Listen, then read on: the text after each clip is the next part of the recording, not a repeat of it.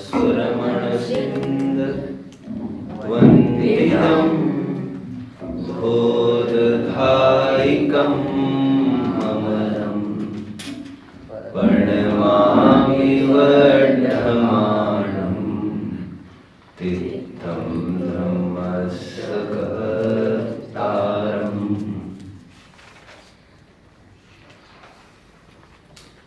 जिनके विमल उपदेश में सबके उदय की बात है, समभाव समता भाव जिनका जगत में विख्यात है।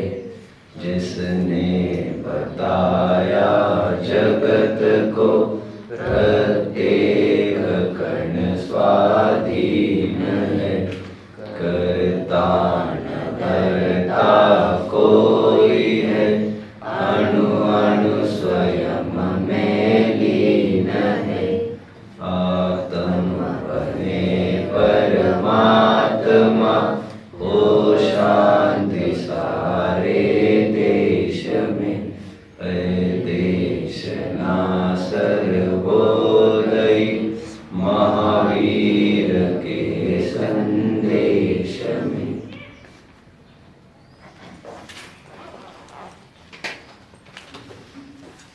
मोक्षार्थियों, आओ दीपावली के इस पूर्व बेला में हम एक महान आयोजन करते हैं। इस पर्व को पाकर हम ऐसा काम करने का विचार बनाते हैं जो शायद हम में से कई जनों ने विचार भी नहीं किया होगा। अविरत रूप से दीपक को जलाने की इस परंपरा में आओ हम भी सहभागी होते हैं।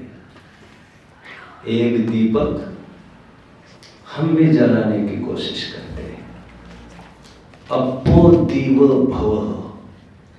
आखिर कब तक दूसरों के इशारों पर चलेंगे? आखिर कब तक दूसरों के प्रकाश और दूसरे दीपकों की आवश्यकता भाषित करते रहेंगे? हमारा भी तो दीपक जलाना चाहिए ना। आखिर पराधीनता कब तक? अपो दीव भव। स्वयं ही स्वयं के दीपक क्यों नहीं बनते? इस सुंदर दीपावली के पर्व में एक दीपक जलाने की कोशिश हम भी करते हैं। मोक्षार्थियों, मैं नहीं जानता हमारे अड़ोस पड़ोसी विभिन्न संप्रदाय वाले भाई दीपावली को क्यों मनाते हैं। मैं इस उलझन और चक्कर में भी नहीं पड़ना चाहता।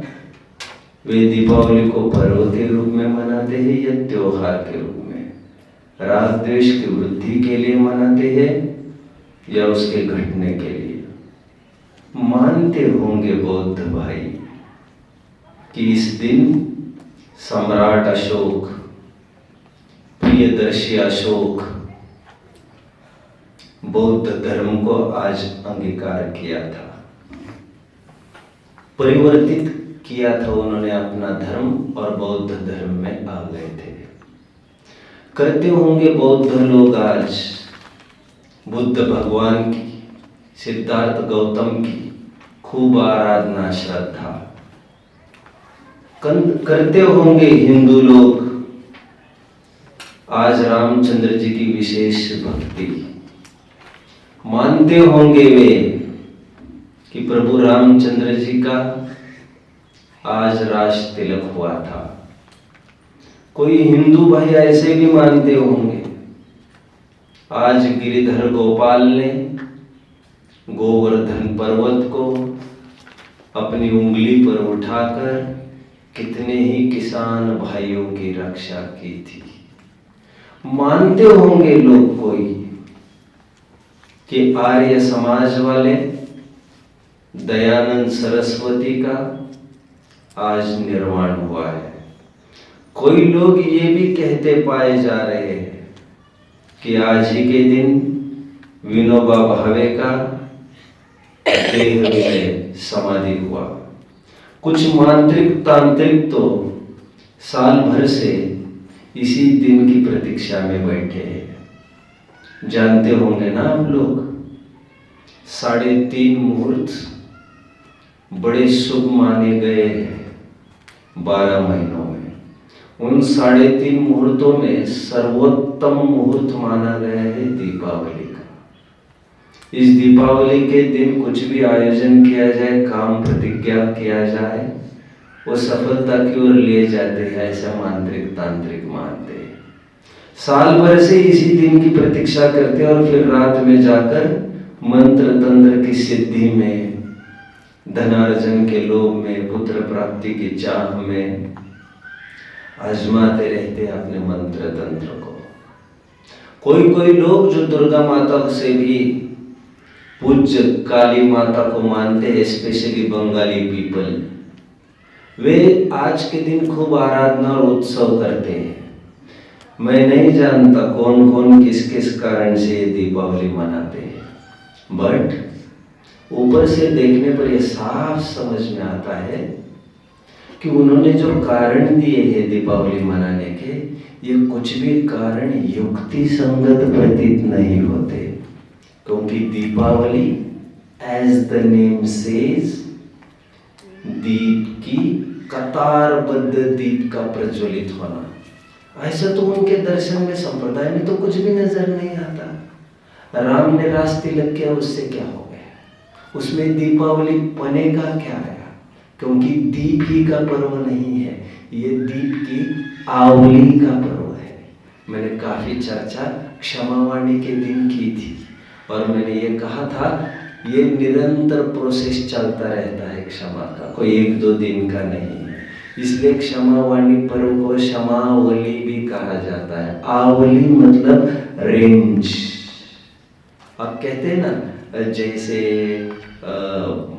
जो range of mountains, Aravalli ranges, सुना है आप लोगों ने? आवली मतलब कतारबद्ध होना। तो अन्य मत जितने भी मानते उसमें तो ऐसा कुछ भी नहीं दिखता है। वैसे मुझे महावीर के प्रति कोई पक्षपात नहीं है, न अन्य मतियों के प्रति कोई द्वेष भी। मैं तो युक्ति संगत जो बात है वो करता हूँ और उसी को पसंद करता हूँ, ऐसे ही बात को सुनना पसंद करता हूँ। जरा गौर से विचार करिए, रामचंद्र जी को रास तिलक हुआ का भाव पर का अर्थ ये नहीं हो सकता क्या कि आज आत्मा राम को, एक जीव को, जिसका समान जाति द्रव्य पर्याय को महावीर नाम था, उसका आज बहुत बड़ा रास तिलक हुआ, पावे निज पद राज, जिसे आज निर्वाण की प्राप्ति हुई है। ऐसे भी तो अर्थ हो सकता था। विराजे रामायण घटमा ही, आत्मा को भी तो राम कहते हैं। फिर मैं कभी कभी सोचता हूँ, गिरिधर गोपाल ने गिरिधर पर कौन सा पर्वत की बात कही? गिरिधर गोवर्धन पर्वत को खड़ा किया। क्या ये भी रूपक नहीं हो सकता? जरा विचार तो करो। गोपाल केवल ज्ञान को कहते हैं और गोपाल महावीर ने आज केवल ज्ञान की प्राप्ति की। गोवर्धन पर्वत, ये ज्ञान बढ़ता हुआ आज बहुत बड़े पर्वत का रूप धारण कर गए केवल ज्ञान का। और इसी गोवर्धन पर्वत के आश्रय से कितने ही जीव अपना कल्याण कर रहे हैं। ऐसा रूपक नहीं बैठता क्या? बिल्कुल बैठ रहा है। और फिर दीपावली का अर्थ, उसकी सार्थकता, ये जैन दर्शन में बताए गए पर्व की परंपरा से ही ठीक बैठती है। वह कैसे? ये दीपोत्सव नहीं है, केवल दीप का पर्व नहीं है, दीप की अवली का पर्व है। A series of festivals. कैसे? जिस दिन महावीर को निर्वाण की प्राप्ति हुई, उसी दिन शाम को उनके शिष्य, पट्ट शिष्य इंद्रपुति गौतम, जो गणधर बन गए थे, उनको आज शाम को ही केवल ज्ञान की प्राप्ति हुई। अब आ गया मजा, अभी बैटॉन हैंड टू हैंड पास हो गई। इसका मतलब ये हुआ बच्चों, आप लोगों ने कभी सुना होगा भारतीय स्वतंत्रता की आज़ादी के लिए जितना संघर्ष हुआ है हमारे भारतीयों के द्वारा, वो इतिहास में अपना अभूतपूर्व स्थान रखता है।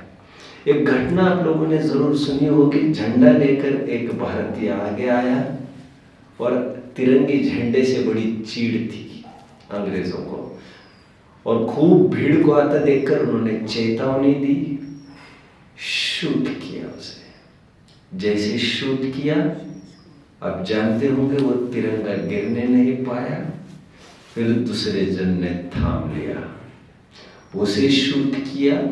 फिर Tiruvar Kumaran from Coimbatore he took over, जो एज में काफी कम था, उसको इतने लाठियों से इतना पीटा गया बच्चों कि बेहोश होकर नीचे गिर गया। नीचे गिरा, लेकिन आश्चर्य ये हुआ कि झंडा तिरंगा नहीं गिरने पाया। ऐसे कैसे हो सकता है? बाद में कुछ होश में से आता सा लगा, लेकिन फिर मर गया, लेकिन तिरंगा जहां का तहां खड़ा था।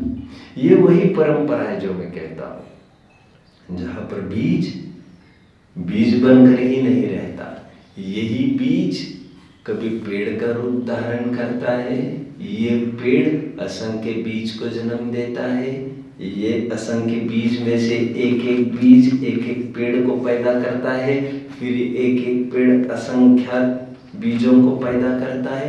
ये चेन रिएक्शन चलती रहती है अनइंटरप्टेड। जो अनइंटरप्टेड फ्लो चल रहा है, हैसललेस फ्लो चल रहा है, उसी को मैं कहता हूं आवली, जिसमें खंड नहीं हुआ। और इसलिए इस दिन 2 दीपावलियां मनाई जाती है। एक अर्थ तो ये हुआ, दूसरा अर्थ ऐसा भी बैठता है, जिस दिन हमारे गौतम को निर्वाण की प्राप्ति हुई, उसी दिन उनके शिष्य सुधर्माचार्य को केवल ज्ञान की प्राप्ति हुई। जिस दिन सुधर्माचार्य को निर्वाण की प्राप्ति हुई, उन्हीं के शिष्य जम्बू स्वामी को केवल ज्ञान की प्राप्ति हुई। मतलब ये अनुबद्ध बना रहा, कतारबद्ध बना रहा, इसमें इंटरप्शन खंड नहीं आ पाया। इसलिए इन्हें सतत केवली, अविरत केवली, अनुबद्ध केवली भी कहते हैं। वो चेन बनी रही बराबर, baton should be passed on. यहां पर गौर से विचार करो तो दीपावली का अर्थ जो जैसा जैन शासन में बताया है, वैसा टू द पॉइंट बैठता है। मुझे ये बात ज्यादा जचती है। एनीवे, मोक्षार्थियों, अमीर लोगों के पास ही संपत्ति हुआ करती है। समझदारी परमार्थ से अमीरी है, और धैर्य परमार्थ से संपत्ति है। समझदार लोगों के ही धैर्य पाया जाता है। इतनी भूमिका का तात्पर्य केवल इसीलिए आज मैं एक नया आयोजन करने जा रहा हूं। जैसा कि आप जानते हो, कथन की कई पद्धतियां होती है, कई विधाएं होती है, कई प्रकार होते हैं। उन कथनों के अलग अलग प्रकार के भी अपने महत्व है, उसकी अपेक्षा है। और समझदार लोग सभी कथनों को बराबर दृष्टि से सुनेंगे, समझेंगे, अन्यथा छल ग्रहण नहीं करेंगे। आज मैं एक रूपक खड़ा करने वाला हूं। व्हाट इज दिस रूपक? रूपक इज एन अलंकार। इंग्लिश में इसे simply metaphor, figure of speech कहते हैं। मेटाफर, रूपक। एक आज का प्रकरण में केवल रूपक अलंकार से चलाने वाला हूं। यदि मेरा मन बना, this will be continued for 2 to 3 sessions. Let's see what happens. वैसे जो कोशिश मैं आज कर रहा हूं, ये पहली बार ही कोशिश नहीं हो रही है। आज से 2000 वर्ष पूर्व हमारे आचार्य समंतभद्र हुए, जिन्होंने देवागम स्तोत्र लिखा है और उन्होंने भी एक रूपक का प्रयोग किया है। वे कैसे प्रयोग करते देखिए जरा। उद्दंडता झलकेगी आपको ऊपर ऊपर से पढ़ने पर, लेकिन जो गहराई में आप जाएंगे आपको उद्दंडता नहीं दिखेगी, उनकी भक्ति ही नजर आएगी। अब देखिए क्या कहते हैं। एंट्री हो गई उनकी मंदिर में, जैसे ही भगवान अथवा समोशरण में, मंदिर समोशरण एकार्थवाची, जैसे उनकी एंट्री समोशरण में हो गई, भगवान खड़े थे तो तुरंत समंतभद्र कहते क्या है, देखो अरे भगवान, इस धोखे में मत रहना कि हम ये सब तामझाम देखकर आपके तलवे चाटने आए हैं। इस धोखे में मत रहना, ये शान शौकत की खिदमत करने हम आए हैं। हम इस बहिरंग धूल मिट्टी के दीवाने नहीं हैं, हमें सच्ची चाहत है। हम तो गुणों के रसिक हैं, हम तो गुणों के प्रेमी हैं, और ये सब गुण वीतरागता, सर्वज्ञता, अनंत सुख, अनंत दर्शन, अनंत ज्ञान आदि, ये सब आप में पाए जाते हैं। इसीलिए हम आए। हमें कुछ चाहिए होगा आपसे, इस धोखे में मत रहना। खामोश कोई यदि ये सोचता हो समोशरण में, ऐसा रूपक उन्होंने खड़ा किया है बच्चों। वे ये कहते हैं भगवान, आपका आकाश में चलना, अधर चलना, ये मुझे आकर्षित नहीं कर पाएगा, क्योंकि ऐसे तो चिड़िया भी चल लेती है, ऐसे तो विमान भी चल लेते हैं। जो काम एक चिड़िया कर सकती है, उसके लिए मैं तुम्हारे पास क्यों आ जाऊं? मैं तो उसी की खिदमत करता रहूं। माया विश्व के दृश्यन्ते नातस्तमसि नो महान। इसके लिए आप महान नहीं हो, ये तो मायावी भी कर सकते हैं। ये समोशरण तामझाम देखकर हम नहीं रीझे। क्यों? क्योंकि ये माया के बल पर, विक्रिया के बल पर, साधारण देव भी ऐसा कर सकते हैं बच्चों। डुप्लीकेट समोशरण वे भी लगा सकते हैं विक्रिया से। अरे देवों ने ही तो ये समोशरण लगाया है। तो ये तो कोई भी कर सकता है, कोई भी मतलब देख कर ही सकते हैं ये छल प्रपंच से। तो इसको देखकर मैं नहीं रीझा हूं, क्योंकि जो इसको देखकर रीझता है वो कहीं भी ढुलक सकता है। सच्चा प्रेम में शर्त नहीं हुआ करती। Love is unconditional. समर्पण में शर्त नहीं, शर्त में समर्पण नहीं। अनादिकाल से दोनों का 36 का आंकड़ा चलता रहा है। और माय लव इज, माय समर्पण, माय भक्ति इज अनकंडीशनल। ये बाहर का तामझाम बना रहे नहीं तो नहीं बना रहे, उससे मुझे कोई फर्क नहीं पड़ता। आगे कहते क्या है देखो, अध्यात्मम बहिरपेश विग्रहादि मोहोदया दिव्य सत्तो दिवकस्व प्यस्ति रागादि मत सुसा। हे भगवान, ये शरीर की परछाई वगैरह नहीं पड़ना, ये तो देवों के भी वैकृत शरीर का होता है। अब जानते ना भगवान की परछाई नहीं पड़ती बच्चों। सूरज की परछाई नहीं पड़ती, जो सूरज का आश्रय करते हैं उसकी परछाई पड़ती है। कोटि सूर्य समप्रभा। ऐसे रूपक का प्रयोग वहां पर भी किया है समंतभद्र ने। इसलिए मैं कोई नया काम नहीं करने जा रहा हूं। हाँ, मैंने अपने जीवन में पहला रूपक महावीर जयंती के दिन किया था। मुझे याद आता है जब महावीर भगवान का जन्म कल्याणक था, जब मैं वाशिम में था, उस समय में भयंकर बारिश हो रही थी, मित्र पक्ष में प्रवचन रखा गया था और काफ़ी लोग भी उसमें आए थे। 14 का दिन था, आई थिंक पहली बार मैं दशलक्षण में गया था। इट्स आई थिंक लगभग 20 साल इसको हो गए होंगे आज। तब मैंने पहला अटेम्प्ट किया था महावीर जयंती के दिन एक नया रूपक करके प्रस्तुत किया था। That was for the first time when I tried. काफ़ी लोगों ने उसे सराहा, अच्छा माना। आज दीपावली के उपलक्ष्य में एक रूपक में खड़ा करना चाहता हूँ। व्हाट इज रूपक? इसमें इमेजिनेशन के बल पर बात चलेगी। सर्वथा सत्यता नहीं समझना, लेकिन सर्वथा झूठ तो, असत्य तो कदापि नहीं समझना, क्योंकि जिनवानी है, हमें अपने प्रयोजन की सिद्धि करना अभिष्ट है, यही हमारा लक्ष्य है। अभी प्रसंग महावीर के जीवन का है। महावीर भगवान की बाल्यावस्था निकल चुकी है। प्रसंग राजगृह नगरी का है, मान के चलिए 30 साल के महावीर आज हो गए। आज कुछ विशेष होने वाला है बच्चों। आज क्या होने वाला है? Mahavir has completed 30। महावीर के आज 30 घट गए। देखो ये भी एक रूपक है बच्चों। महावीर के 30 घटना मतलब क्या जानते हो? क्या? महावीर की तृष्णा आज घट रही है। महावीर जब 30 साल के हुए थे ना बच्चों, तब उन्होंने गृहस्थावस्था का त्याग किया था। आज कुछ खास है, इसलिए 30 का अर्थ मैंने क्या किया? 30 भी किया। नहीं समझा अभी? मराठी में तो कहते हैं मला 30 लागली। What is this 30? 30 शब्द बना है तृष्णा से, घिसपिट कर उसे कहते 30। उसे न्यूमरिक फिगरेटिवली कैसे लिखेंगे? 3030। एक छंद बोलता हूं, उससे आपको काफी कुछ समझ में आएगा, अच्छा लगेगा आपको। हमारे कवियों की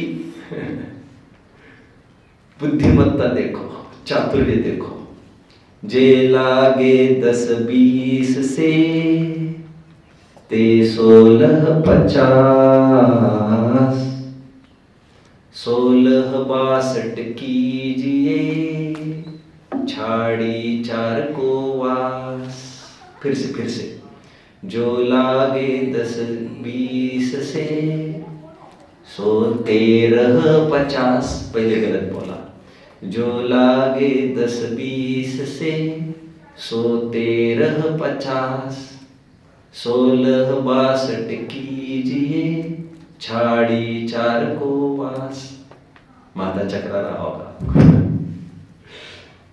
क्या है इसका अर्थ? देखिए, जे लागे 10-20 से 10-20 30 तृष्णा, जो तृष्णा में उलझते, इतना इसका अर्थ हो गया।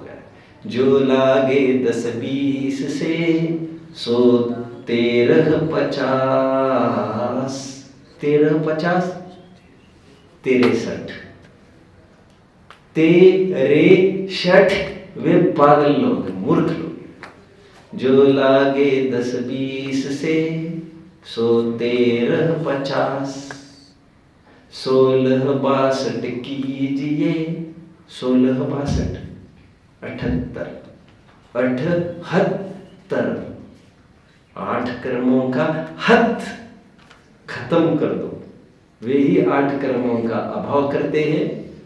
16-62 कीजिए छाड़ी 4 को वास। वे ही चतुर्गति का अभाव करते हैं। मैं 30 की बात कह रहा था। I am starting now. भगवान के आज 30 घट गए हैं, तृष्णा घट गई है। वे खड़े हैं दीक्षा लेने के लिए इच्छुक, और उनकी मां त्रिशला उनको मना रही है अनेक प्रकार से। बेटे महावीर, बेटे वर्धमान, वीर अतिवीर, मत जा, छोड़ के मत जा। मां मोह के आवेग में ये कह रही है, बेटा धर्म तो घर पर भी किया जा सकता है। सेठ सुदर्शन ने घर पर रहकर किया था, वारिशन ने घर पर रहकर किया था, आदि आदि आदि। जो अणुव्रती थे उनके नाम ले लेकर वो उनको बता रही है, उनका वास्ता दे देकर उनको रोकने की कोशिश कर रही है। और महावीर की अर्जियां सैंक्शन नहीं हो पा रही, उन्हें लीव ग्रांट नहीं हो पा रही है, क्योंकि वे 2-3 दिन की लीव नहीं चाह रहे, वे फॉर एवर लीव चाह रहे हैं। वे फर्म ही छोड़ना चाहते, 1-2 दिन के एब्सेंटी नहीं होगी, वे फर्म ही छोड़ रहे हैं। और फोर्थ कमिंग ये सक्सेसर डायरेक्टर है कंपनी के। ये कौन सी कंपनी? ठग प्राइवेट लिमिटेड। कंपनी के फर्म को ठग प्राइवेट लिमिटेड समझ में आया? कुटुंबी जनों को ठग कहा जाता है चारनानियों की भाषा में।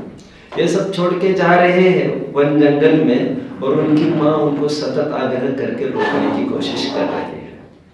जब महावीर नहीं मान रहे, ये देखकर त्रिशला के तेवर बदल गए, बिगड़ गए, और त्रिशला उतर आई है अभी गालियों पर, और वो महावीर को अनेक अनेक गालियां दे रही है आज, क्योंकि अपना मनोरथ न सदता देखकर, स्वार्थ के सदे सभी सगे सभी, तो गालियां दे रहे हैं महावीर को। ये रूपक है, ये पॉइंट। और महावीर उन गालियों को किस प्रकार पॉजिटिवली ले रहे हैं उसकी चर्चा आज हमें करनी है। कैसी कैसी गालियां दे रही है वो हम देखते। जैसे मैंने पहले कभी कहा था, कितने जन मेरे साथ चल रहे यहाँ तक? ये तो फिल्म का इंट्रोडक्शन था बच्चों, फिल्म इज स्टार्टिंग नाउ। ये तो टाइटलिंग चल रही थी केवल। जैसे भूधर दास जी ने एक बहुत सुंदर छंद रखा है, लिखा है भूधर शतक में, और उसमें ये उदाहरण दिया है, यदि कोई तुम्हें कहे रे जानवर, तो कहते तुम दुखी नाराज क्यों होते हो, तुम ऐसा क्यों नहीं सोचते? मैं ज्ञान में उत्कृष्ट हूं, मैं आज मानव बना हूं। जान वर मतलब उत्कृष्ट। तो टेकिंग पॉजिटिवली, किसी भी बात को, किसी भी प्रतिकूल घटना को पॉजिटिवली हैंडल, टैकल, एक्सेप्ट करना, दैट इज एन आर्ट बच्चों। मैं तो अक्सर कह रहा हूं गाली, नहीं समझ में आया आपको? गाली, उसमें भी झूमते आपको आना चाहिए। गाली समझ में आता है? गालिया मतलब गाना कब होता है? जब एंजॉय करता है जी। अभी तरह तरह की ये गालियां देगी त्रिशला माँ। एक मोही जीव निर्मोही को कैसे गालियां दे रहा है, और निर्मोही जीव किस प्रकार उसे पॉजिटिवली ले रहा है, उसकी बात करेंगे। जैसे पहली गाली, इसका प्रॉपर कॉलम बन सकते हैं एक्चुअली।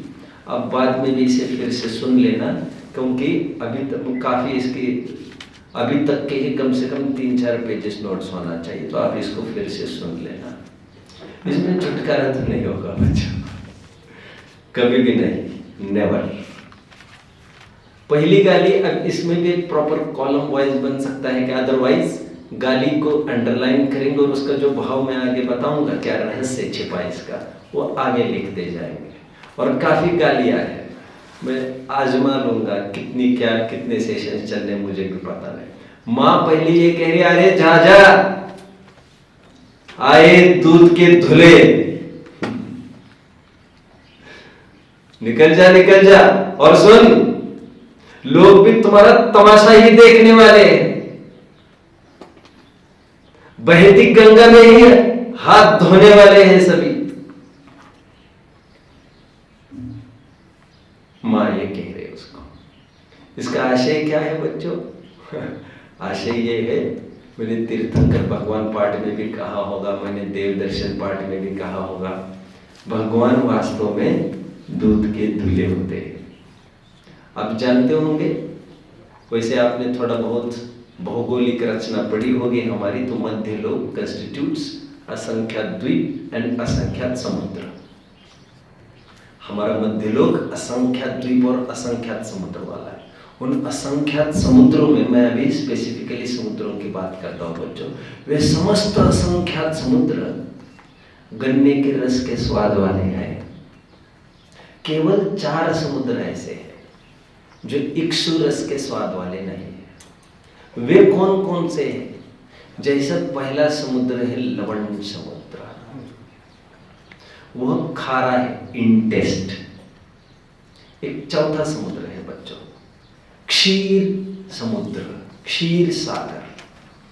इसकी विशेषता है, इसका स्वाद दूध जैसा होता है। सॉरी, चौथा समुद्र वारुणीवर समुद्र।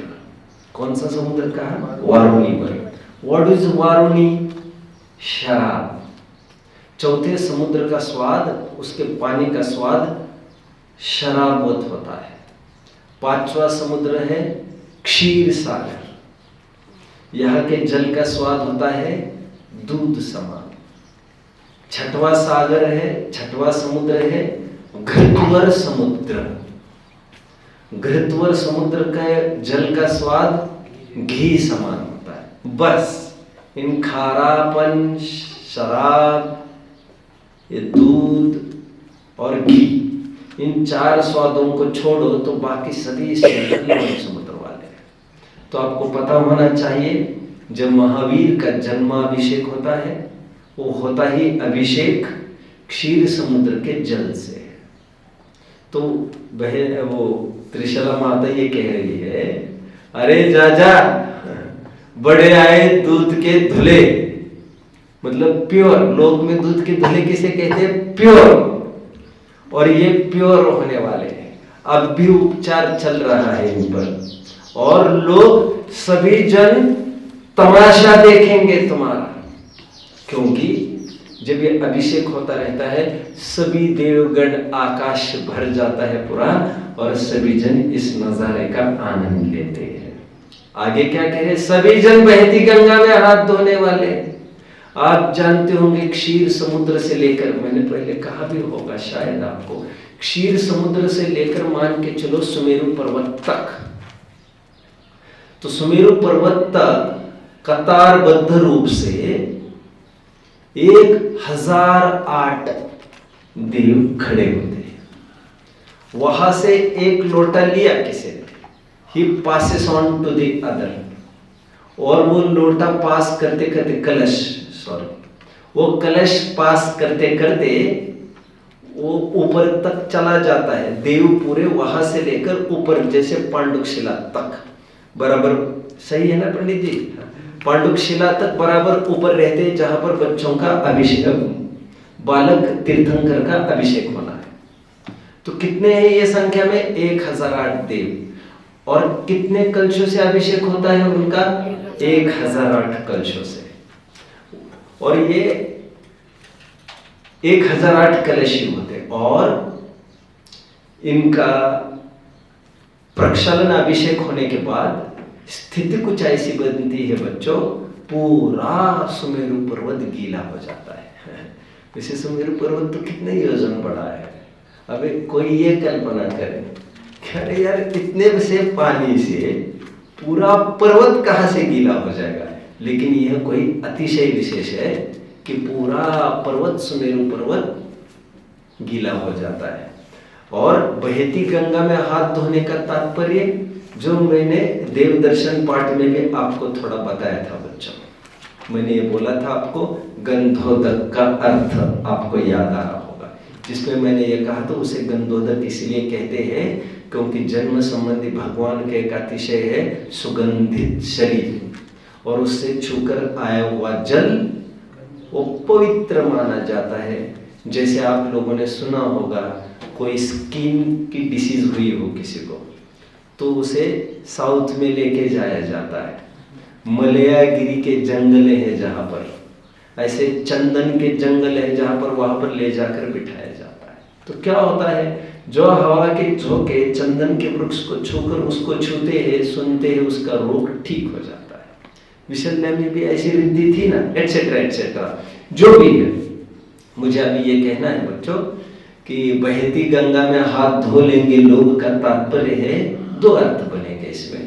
तो एक अर्थ तो ये जैसे गंधोदक आदि का प्रयोग कर ही रहे, और तुम्हारे निमित्त से जिनवानी घिरेगी उसका लाभ सभी जन उठाएंगे। वैसे ये गाली नहीं है, ये कॉम्प्लीमेंट दिया जा रहा है, you should take it positively. गाली एक हो गए, कितने जन समझ रहे? थोड़ा थोड़ा प्रकरण किस दिशा में बढ़ रहा है, शाबाश। नाउ गाली नंबर 2। परेशान हो गई माँ, मान ही नहीं रहा है, हम इतना रोकने की कोशिश कर रहे हैं इसको। फिर माँ कहती है तुमने माँ का दिल दुखाया है, अब इसके बाद एक भी जन ऐसा होगा नहीं जो तुम्हें बेटा कहकर पुकारेगा। कोई माँ तुम्हें जन्म देगी नहीं इसके बाद, तुम देख लेना। कोई कोख, सभी कोख तुम्हारे लिए बहिष्कृत हो जाएगी, बहिष्कार किया जाएगा तुम्हारा संसार के, विश्व के समस्त कोखों से, क्योंकि तुमने एक माँ को परेशान किया है। उसके हाय जरूर लगेगी तुम्हें। इसका पॉजिटिवली अर्थ क्या लेंगे बच्चों? पॉजिटिवली अर्थ इसमें ये लेंगे कि अनंत काल तक अभी तुम्हारा जन्म नहीं होगा, और इसलिए भगवान के लिए एक विशेषण का प्रयोग स्पेशली बहुत किया गया है पंचास्तिकाय संग्रह में, अपुनर्भव। मैंने भी जब 4 गतिया पाठ चला था अपना गतिया, वहां पर जरूर अपुनर्भव शब्द का मैंने प्रयोग किया होगा, जिसका फिर से भव भवांतर नहीं होता। अरहंत होने के बाद 18 दोषों का अभाव होता है, जिसमें जन्म नामक भी एक दोष है, उसका भी अभाव हो जाता है। 2, तीसरी गाली पर आकर खड़े हो जाओ बच्चों। मानव मात्र तुम्हें नहीं चाहेगा, तुम्हें कोई जगह नहीं देगा, तुम्हें थोड़ी देर के लिए भी खड़ा नहीं करेगा कोई। अरे यहां तक कि तुम्हारे बाल को भी कोई बर्दाश्त नहीं करेगा। तुम देख लेना, बाल भी तुम्हारा यहां पर स्वीकार नहीं किया जाएगा। लोक में कहावत है ना, तुम बाल को भी धक्का नहीं दे सकते। उसी तर्ज पर यहां पर बताया गया है। इसका अर्थ ये है बच्चों, जब तीर्थंकर मुनि बनते हैं तो मुनि होते ही वे पंचमुष्टि लोच करते हैं बच्चों। क्या करते हैं? केश लोच तो सभी करते हैं, आप जानते ही हैं, लेकिन तीर्थंकर की खासियत क्या है बच्चों? वे जो लोच करते हैं ना, केश लोच, वो 5 मुट्ठियों में करते। इतने सामर्थ्यशाली होते हैं, ताकतवर तो होते ही है वे। केवल 5 स्ट्रोक्स में ही वे पूरे अपने सिर को मुंडा लेते हैं। मैंने आपको बताया भी होगा आगे, पूर्व पश्चिम उत्तर दक्षिण हम ऐसा कह सकते, और बीच का जो रहा फिर उसको भी उखाड़ देते हैं। ये सभी बाल बाद में देवगण इन सभी बालों को लेकर 5वां समुद्र क्षीर समुद्र में जाकर इसे विसर्जित कर देते हैं। मतलब यहां पर उनका बाल भी नहीं रहता। कितने जन समझ रहे हैं? अर्थ 1, अर्थ 2, जब भगवान को निर्वाण की प्राप्ति होने वाली है जल्दी, जल्दी मतलब कब होने वाली है बच्चों? बस 42 साल और जाने हैं। जब महावीर को निर्वाण की प्राप्ति होगी, मतलब आज के दिन, कार्तिक कृष्ण अमावस्या के दिन जब निर्वाण होता है, तो निर्वाण की प्रक्रिया में और एक बात होती है बच्चों। उनका शरीर जैसे देवों का शरीर, भूमिजों का शरीर कपूर की भांति उड़ जाता है, डिसइंटीग्रेट होता है, वातावरण में उसके परमाणु चले जाते हैं। एक अपेक्षा ये कहती है भगवान के परमाणु, शरीर के परमाणु यहाँ पर बिखर जाते हैं। एक अपेक्षा ये कहती है सब कुछ बिखर तो जाता है, लेकिन नख और केश उनके वही रहते हैं। किसी ने पंचकल्याणक देखा है कभी? कितने जन ने अटेंड किया पंचकल्याणक? ठीक है, बहुत बड़े। आपको आयोजन किया जाएगा कुछ एक पंचकल्याणक की यात्रा जरूर 5-6 दिन की कर लेंगे। 6-7 दिन आपको पूरे पंचकल्याणक का भी लाभ कहीं कराएंगे। अभी देखते हैं क्या ठीक पड़ेगा। उससे पहले बकायदा अपन 10 दिन चर्चा करेंगे पंचकल्याणक पर, और फिर यहाँ से जाना तो आपको मजा आएगा। तो वहां पर जो बाल और नख बचे हैं उनको लेकर देवगण फिर जाते हैं 5वें समुद्र में, क्षीर समुद्र में, और वहीं पर क्षेपण करते हैं। ऐसे भी एक विवक्षा है बच्चों, अग्नि कुमार जाति के देव हुआ करते हैं। भवन वासियों में अग्नि कुमार जाति के देव, वे अपने मुकुट के स्पर्श के द्वारा नख का और बाल को भस्म कर देते हैं। देखा होगा ये आपने? नहीं देखा? भस्म किया जाता, नहीं देखा आपने? अच्छा, ठीक है। तो उसकी राख कर देते, आग निकलती है जैसे लाइटर में से निकलती है ना, ऐसे निकलती है कहते हैं। तो अग्नि कुमार जाति के देवों के मुकुट में से वो आग निकलती है, जिसके माध्यम से नख और केश का राख करके फिर उस राख को लेकर, इसमें भी 2 कथन है। देव अपने शरीर को मसलते हैं, एक ऐसा कथन है। धरती पर कुछ नहीं रखते, उसका अवशेष धरती पर नहीं रहेगा। और दूसरी अपेक्षा ये है उस राख को जाकर वहां पर विसर्जित कर देते हैं 5वें समुद्र में। कितनी गालियां हुई बच्चों? 3। राइट। ठीक है।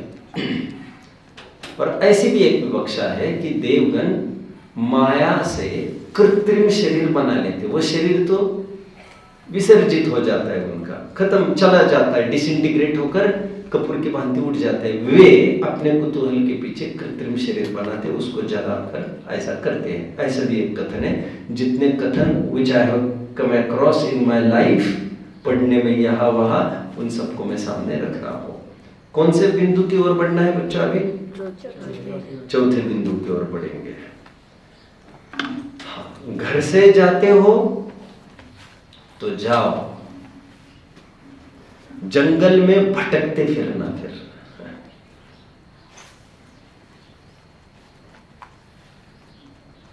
आज यहां तो कल वहां, तुम्हारी हालत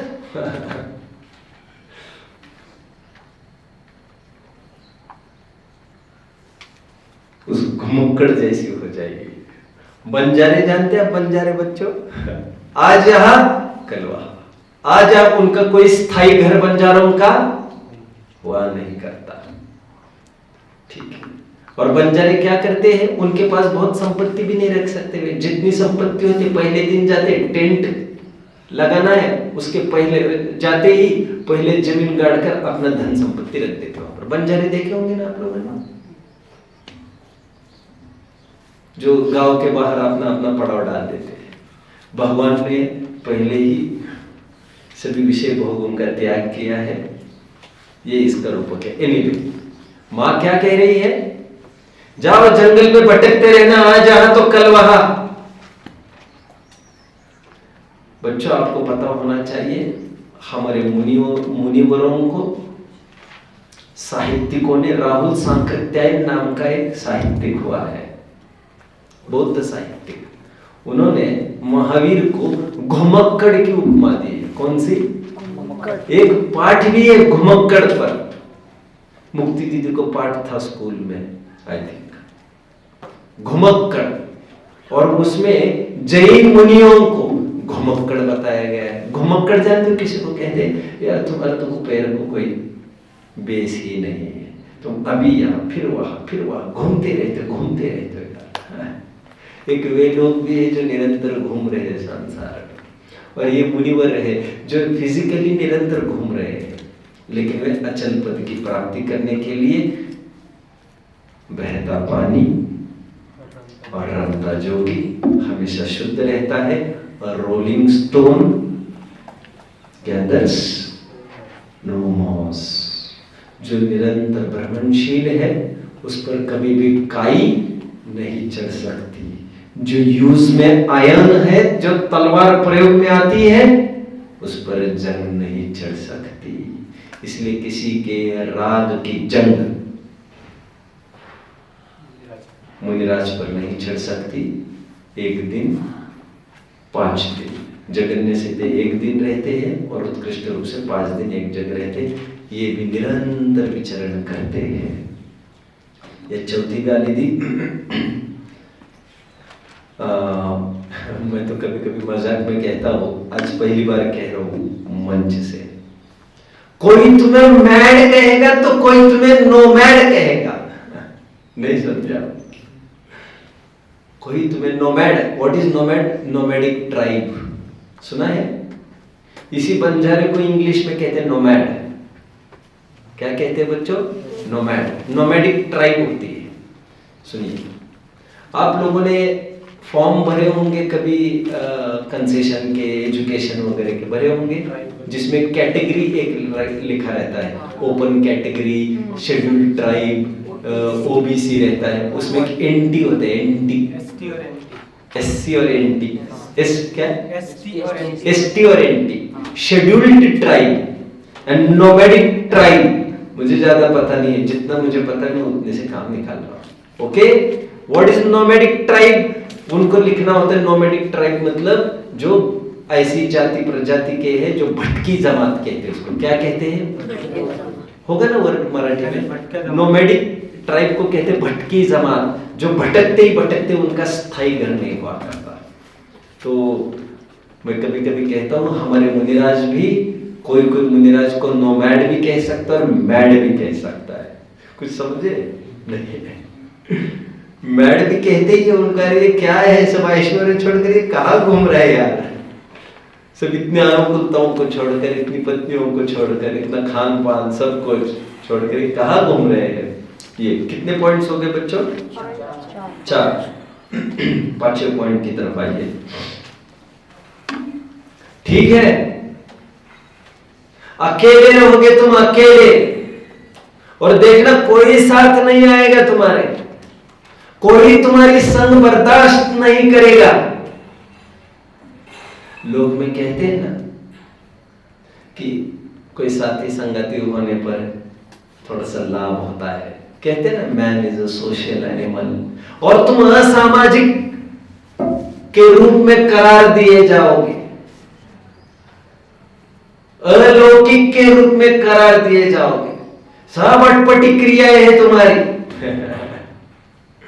पुरुषार्थ सिद्धि उपाय में मुनिराज को मुनि नाम अलौकिक वृत्ति ऐसा बोला है, वास्तव में असामाजिक है। एक तो हिंसा, झूठ, चोरी, कुशील, परिग्रह, ये पाप भी असामाजिक है, लेकिन हमारे मुनीश्वर भी असामाजिक है। असामाजिक क्यों है? समाज में जैसे एक्टिविटी होती है, 4 जन से मिलना, सहयोग आपस में करने, वो खत्म, सब खत्म उनका, कोई देवा लेवा नहीं, हम ना किसी के, कोई ना हमारा, झूठा है सब जग व्यवहार, कोई साथ नहीं देगा तुम्हारा। मतलब क्या है बच्चों? मुझे तीर्थंकर के जीव एकल विहारी होते हैं, उनके संग में संग ही नहीं होता उनका। ना कोई गुरु होगा तुम्हारा, ना कोई गुरु प्रश्रय करेगा, ना कोई तुम्हें शिष्य बनाएगा, ये तो औकात होगी तुम्हारी, ना तो कोई तुम्हें शिष्य बनाएगा, और ना तो कोई तुम्हें गुरु भी बनाएगा, कोई तुम्हारे पास नहीं आना चाहेगा। समझ रहे हो बच्चों? और तीर्थंकर के जीव स्वयं दीक्षित होते हैं, उनके ना ही कोई गुरु होते हैं और ना ही कोई शिष्य भी। ठीक है, इसलिए उन्हें गुरु नहीं होने से उन्हें स्वयं बुद्ध कहा जाता है। और साथी संगतियों की जरूरत तो होती है। जैसे स्कूल में आपको एक अकेले ही किसी स्कूल में भेजा जाए तो क्या हालत होगी आपकी, और सबको दूसरे स्कूल में आपका मन लगेगा। लेकिन क्या दिक्कत है? वैसे दिक्कत ये है कि हमें कभी होमवर्क करना है, कुछ करना, हम किसकी हेल्प लेंगे? कभी हम बीमार हो जाए, किसी को पूछना हो कभी एग्जाम में क्या होगा, माँ ये कह रही है अरे तुम्हें काटन ही यदि चुभेगा ना तो काटन निकालने वाला कोई नहीं मिलेगा तुम्हें। हमारे यहाँ मुनियों के तृण स्पर्श परिसह जय है, कंटक परिसह जय है, जो ये कहता है कि मुनिराज के पैर में यदि कांटा चला जाए तो वे ना स्वयं निकालते, ना किसी को इशारा भी करते। जिनकल्पी क्या कहते हैं? विशेष पुरुषार्थी जीवों को जो उसी भाव में मुक्त होते, जिनकल्पी मुनि कहते, जिनकल्पी। चलिए छोड़े, जिनकल्पी कहा, जिन के समान, अरे ये है स्वयं जिन, और मुनियों को जिनकल्पी कह सकते हैं, ये तो साक्षात जिन है। देखिए क्या कहा, घर से जाते हो तो जाओ, जंगल में भटकते रहना, ये हो गया ना, अकेले रहोगे, कोई साथ नहीं देगा।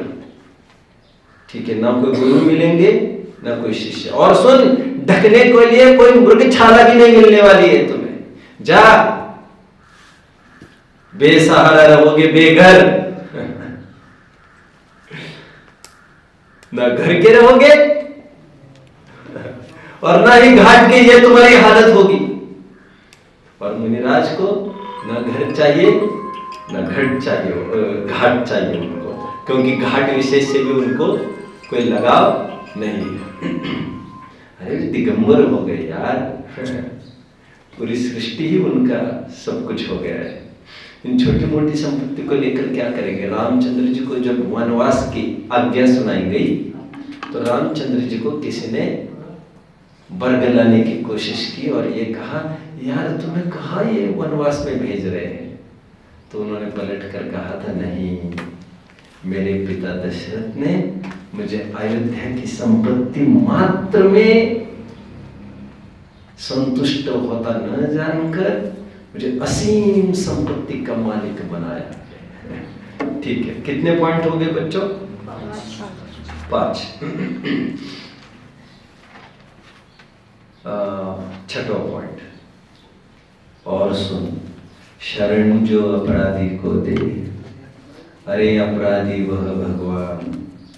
तू तो जा ही रहा है, तू तो अपराधी है ही, अपना जिम्मेदारी वगैरह सबको भूल के जा रहा है, तू तो जा ही रहा है, लेकिन सुन, तुम इस धोखे में होंगे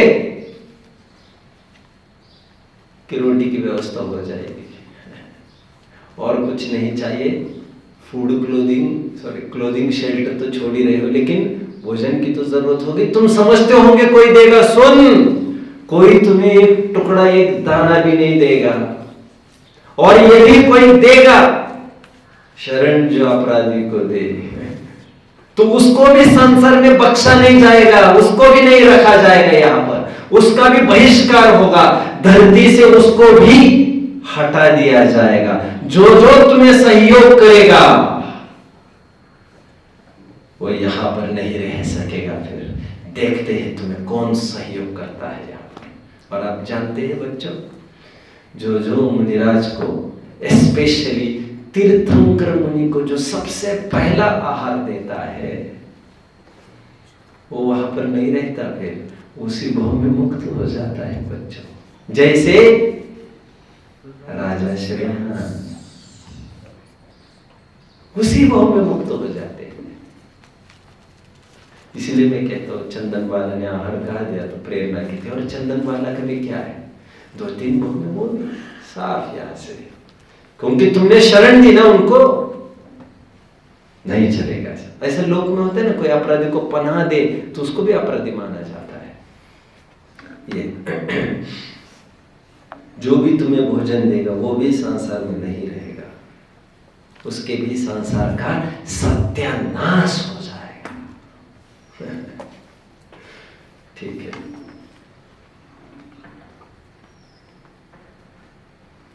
और जो भी भोजन देगा, ये जानकर देख लेना, उसके घर पर पत्थर बरसेंगे।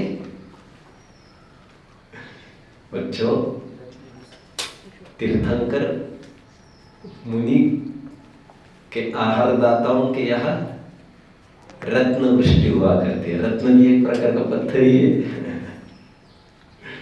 देख लेना, देख लेना, तुम इस धोखे में होंगे, कुछ अच्छा हो जाएगा, कुछ नहीं होने वाला। आगे कितने पॉइंट्स हो गए? 6।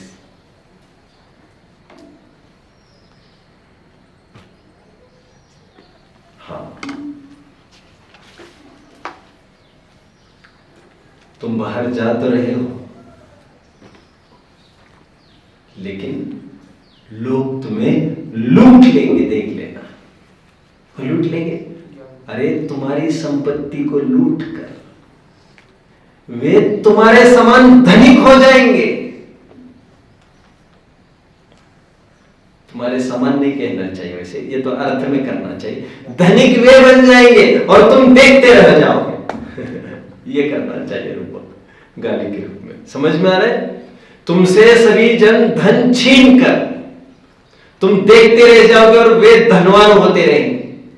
मतलब क्या है बच्चों? तुम सा दानी क्या कोई हो, जग को दे दी जग की निधिया। एक दिन वे भी धनवान हो जाएंगे और तुम देखते रह जाओगे, मतलब केवल ज्ञान की प्राप्ति तुम्हें हो जाएगी। इसका हेडिंग ये बनाया है बच्चों, महावीर पर गाली पड़ गई भारी।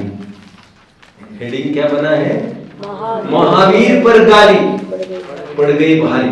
और कभी कभी ऐसा होता है, दिया हुआ अभिशाप वरदान बनकर खड़ा हो जाता है, और महावीर इन सब बातों को पॉजिटिवली ले रहे हैं।